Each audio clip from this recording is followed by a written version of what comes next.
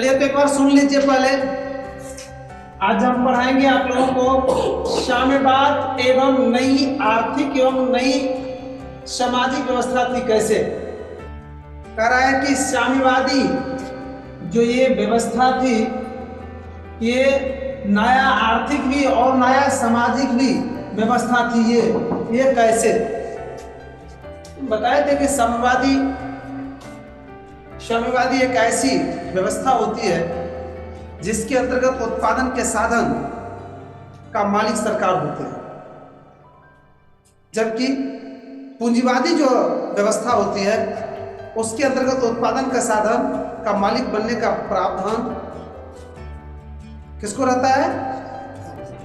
नहीं, पूंजीपतियों को रहता है। जिसके पास पैसा रहता है उसको रहता है, सरकार को बनने का प्रावधान नहीं रहता है। लेकिन इसमें क्या होता है, सरकार को बनने का प्रावधान रहता है। तो ये रूस में लागू हुआ था सबसे पहले। तो रूस में जो लागू हुआ उससे पहले लेनिन लागू किया था ना, याद होगा 1918 ईस्वी में।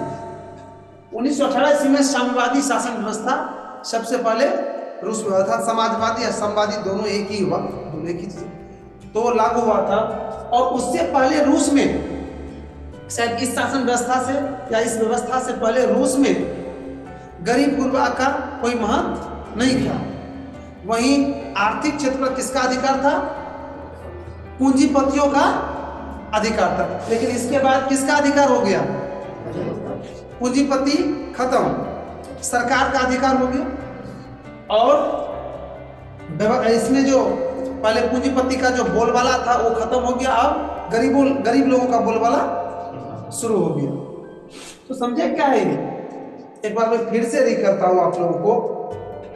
ये साम्यवादी व्यवस्था सबसे पहले रूस में 1918 ईस्वी में लेनिन के द्वारा लागू किया गया था, अपनाया गया था। और इस व्यवस्था से पहले यहां पर पूंजीवादी व्यवस्था जिसके अंतर्गत उत्पादन के साधन का मालिक बनने का प्रावधान पूंजीपतियों को था। जिसके पास पैसा था वही फैक्ट्री खोलता था, वही उत्पादन के मुख्य मालिक हुआ करते थे। और इस व्यवस्था में क्या होता था, तो चंद लोग ही सब कुछ करते थे।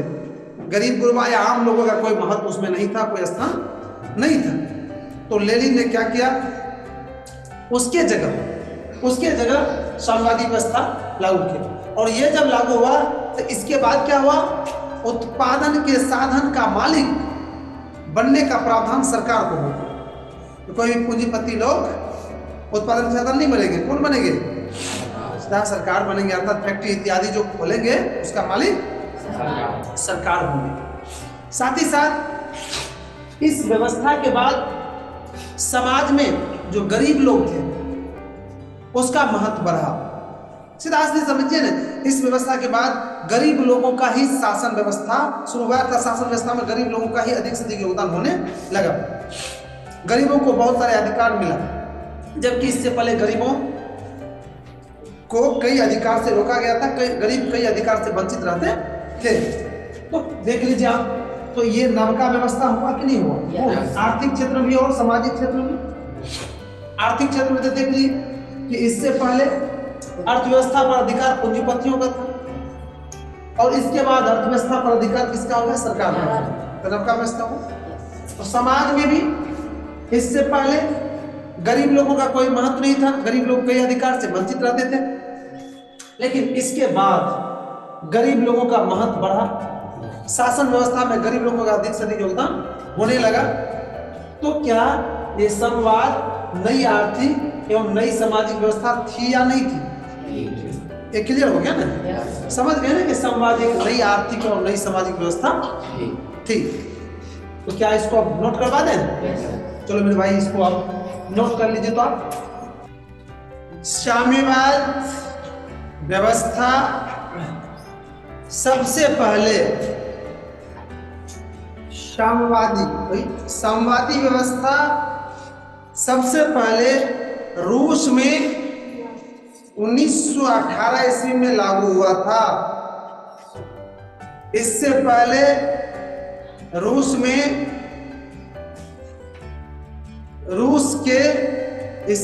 रूस के अर्थव्यवस्था पर पूंजीपतियों का अधिकार था। समाज में अमीर लोगों का बोलबाला था। गरीब